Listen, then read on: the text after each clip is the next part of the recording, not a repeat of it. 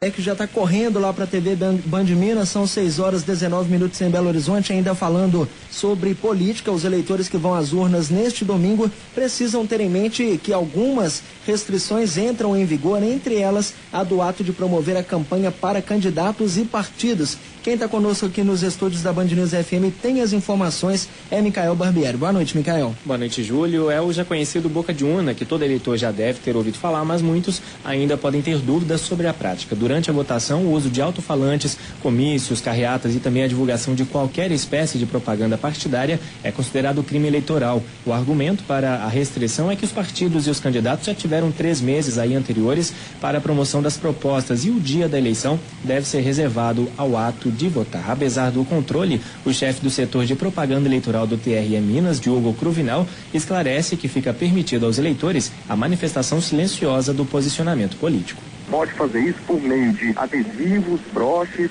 e bandeiras. Ele não pode extrapolar essa manifestação individual e silenciosa, praticar atos visando convencer os outros eleitores. Aquela aglomeração de pessoas próximo aos locais de votação, porque a manifestação passa a ser coletiva. E não pode também haver discursos nos locais próximos ao local de votação.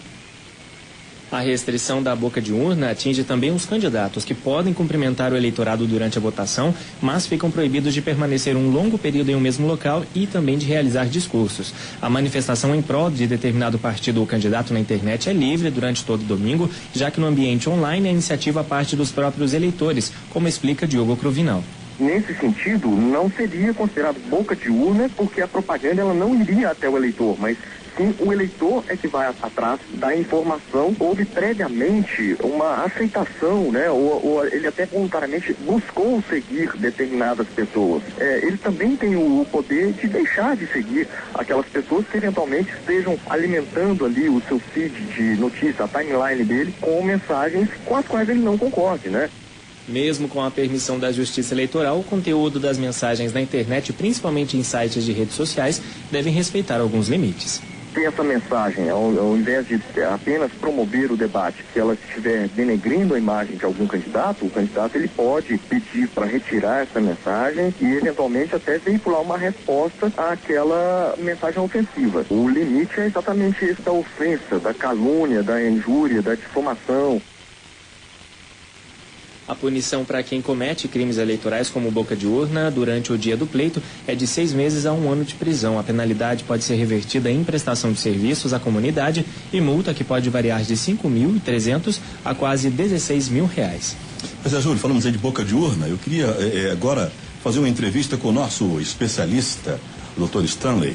Muito boa tarde, muito obrigado pelo convite, Seabra. Boa tarde, boa noite também, né? Mais ou menos isso, né? Sai do Brasil, sai do Brasil, gente, à tarde, né? Então a gente não desliga, Seabra. Pois é, eu vi na internet uma piada muito bacana de um casal, eles estão se casando. Sim.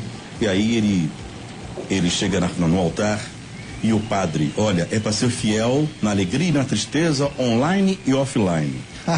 Boa. Agora eu queria saber o seguinte, como é que essa coisa da internet, diz que a internet é o público que vai à internet e a internet não vai ao público, se o mundo hoje está completamente virtual?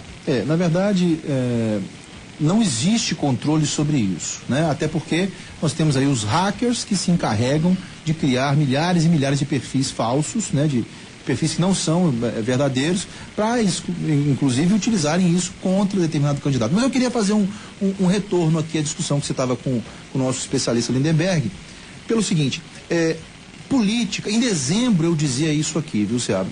A política em Minas Gerais é o berço efetivamente da política no nosso país. A política de Minas Gerais, ela realmente está chegando cada dia mais próximo da instabilidade. Quem é que vai ganhar?